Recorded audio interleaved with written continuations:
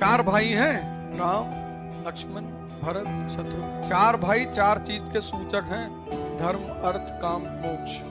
तीन माएं तो तीन गुण हैं जीवन में। कभी तुमको रामायण रामचरितमानस का मतलब क्या है, अगर ये वास्तव में समझना है, व्याख्या है रामायण की, पढ़ लोगे ना, तीन चार आंख अपने आप खुल जाएगी घटाक से। शक्ति सेवा के लिए है, इसलिए रामचंद्र जी भगवान है, कहीं भी मिसयूज नहीं करते। समंदर के साथ बदतमीजी नहीं की, रावण के साथ बदतमीजी नहीं की। मरने के बाद मुक्ति दी, लक्ष्मण को बुलाया, कहा ज्ञानी है, इससे ज्ञान ले लो, तब भगवान है। भगवान का मतलब यही है, जो शक्ति का सदुपयोग करना जाने, और शैतान मतलब जो शक्ति को मिसयूज करना है। संतों को डिस्क्रिप्शन पढ़ोगे तो जीवन में बहुत फायदा होगा। पुरोहित अच्छा काम करते हैं, थोड़ा सा इंफॉर्मेशन देते हैं, लेकिन उतनी गहराई से उनको धर्म की पकड़ नहीं होती। पुरोहित को सिर्फ थ्योरी पता होती है, जरूरी भी है, किसी भी धर्म का पुरोहित हो, हिंदू, मुसलमान।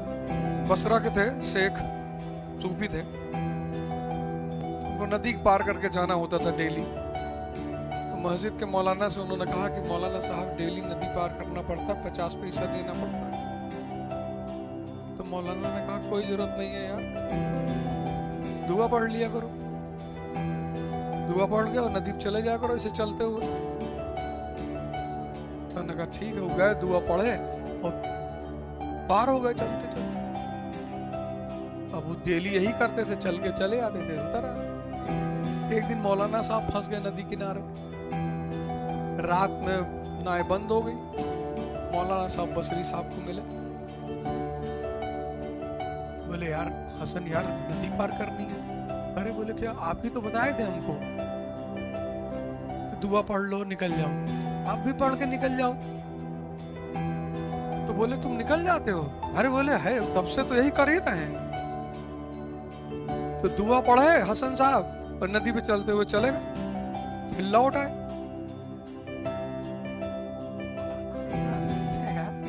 हम ही बताए थे इसको। तो मौलाना भी पढ़ के चले, जैसे चले डूब गए। बहुत बड़े संत थे वेस्ट एशिया में, बयाजिद। तो दोनों लोग उनके पास गए कि महाराज यही सिखाए थे हम, ये डूब जा रहे हैं और हम चल रहे हैं। तो कहे तुम बहुत यकीन से पढ़ते हो, इनको पता तो है, यकीन नहीं है। धर्म इतनी बड़ी चीज है,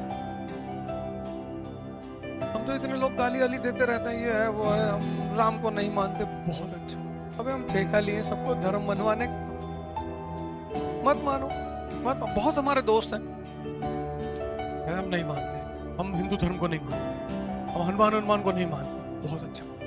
शक्ति का मतलब ये नहीं होता कि बस लगा दो आर्मी और मार डालो सबको। खैर इस देश में तो लोगों को प्रोटेस्ट करना आता ही नहीं। यहाँ अगर 100 लोग सड़क पे निकल गए, बदतमीजी का कुछ नहीं करेंगे। 5000 लोग विधानसभा के सामने काली पट्टी बना के भजन गा रहे, या भजन नहीं भी गा रहे तो चुपचाप बैठे हुए, बस आपका प्रोटेस्ट चल रहा है, मीडिया रिपोर्टिंग कर रही है। लेकिन यहाँ जैसे भीड़ होती है, वैसे हर मरा हुआ आदमी जिंदा हो जाता है। किसी स्कूटर रोक लिए, किसी स्कूटी वाले तमाचा मार दिए। एक्चुअली मरे हुए आदमी की ताकत ही है भीड़। जो मरा हुआ है वो जैसे भीड़ पाता है, वैसे उसके अंदर एनर्जी आ जाती है। तो सरकार के अपने अपने उसने इतने लोगों को रखा है सरकार ने, उसमें से एक विंग है RAF, रैपिड एक्शन फोर्स। वो तो आंख में पट्टी बांध के मारती है। RAF अगर वो ब्लू कलर का सूट पहनते हैं आर्मी वाली डिजाइन में, और मतलब 6 फीट से नीचे किसी की हाइट ही नहीं होती, सब 6 फीट। रॉड लिए होते हैं रबर का, और जब लाठीचार्ज का ऑर्डर होता है तो पट्टी रखे होते हैं, निकाल के बांध लेते हैं। जो सामने पड़ गया, अभी तुम कोशिश करते हो किसी को डराने की, लेकिन वो इतना अंदर से परेशान होता है कि वो डरता नहीं।